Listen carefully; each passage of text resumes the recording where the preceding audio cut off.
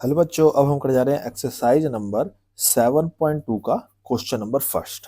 ठीक है। First question chapter जो इसका 7.1 था उसमें हमें क्या था, हमें डिस्टेंस फॉर्मूला निकालना था। डिस्टेंस फॉर्मूला से सारे क्वेश्चन सॉल्व हुए थे। और डिस्टेंस फॉर्मूला होता क्या है, एक्स टू माइनस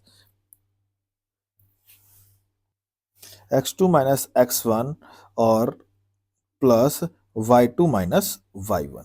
ठीक है, ये हमारा फॉर्मूला था। अब हमारे में इसमें क्या दे रखा है, इसमें हमें जो फॉर्मूला यूज करना है वो फॉर्मूला यूज करना है 7.2 में, वो निकालना है सेक्शन फॉर्मूला। ठीक है, इस सेक्शन फॉर्मूला से हमारे 7.2 के सारे क्वेश्चन सॉल्व हो जाएंगे, तो जरूर ध्यान से रखना। अब सेक्शन फॉर्मूला में दिया क्या होता है, मान लीजिए एक पॉइंट पी है, एक पॉइंट क्यू है, पी क्यू पॉइंट है।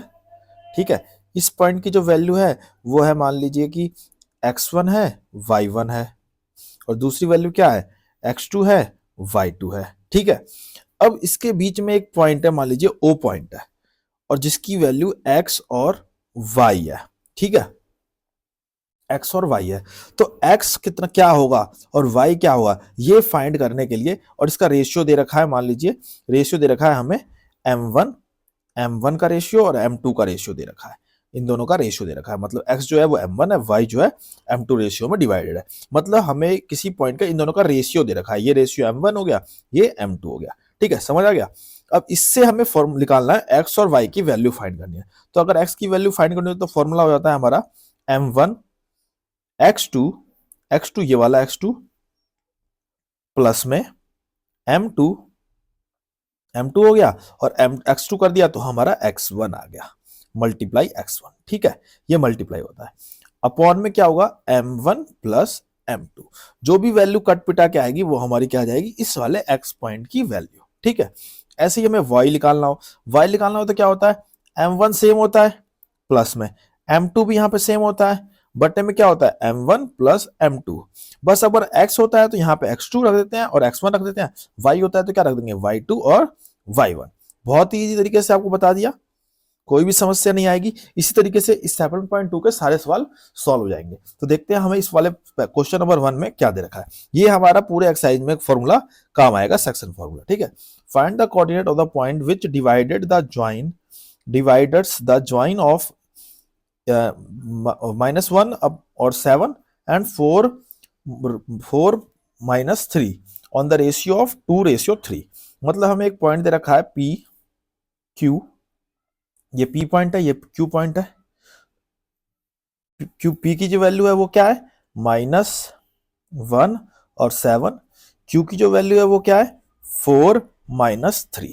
ठीक है, अब इसमें एक पॉइंट है जिस पॉइंट को ओ कहते हैं, वो हमारे किस रेशियो में डिवाइडेड है, ओ पॉइंट से वो रेशियो में डिवाइडेड है 2:3 के रेशियो में डिवाइडेड है। ठीक है, हमें फाइंड करना है इस पॉइंट में जो एक्स और वाई की वैल्यू जो बनेगी वो क्या बनेगी। ठीक है, इस तरीके से ये फाइंड करना है। तो हमें जो देख लीजिए क्या हो गया, ये हमारा x1 हो गया, ये हमारा y1 हो गया, ये हमारा x2 हो गया, ये हमारा y2 हो गया, और ये हमारा हो गया m1, और ये हमारा हो गया m2। तो अब अगर x की वैल्यू फाइंड करनी है, x इज इक्वल टू लिख देंगे, फॉर्मूला हमें पता ही है, ये रहा हमारा फॉर्मूला x निकालने के लिए। क्या होता है m1 x2 plus m2 x1 upon में m1 प्लस m2। सॉल्व करते हैं। यहाँ पे m1 क्या है हमारे पास, m1 हमारे पास 2 है, 2 multiply 4 x2 plus 3 multiply -1 upon में 2 प्लस 3। ये सॉल्व करा हमने, क्या आया, 4 दूनी 8 और 3 एकम 3 माइनस का 3 अपॉन में 5, माइनस का 3 यहां पे आ गया 5 अपॉन 5, और कट के क्या आया 1 आया। तो x की वैल्यू जो आ गई वो क्या आ गई, 1 आ गई। उसका चलते हैं y पे।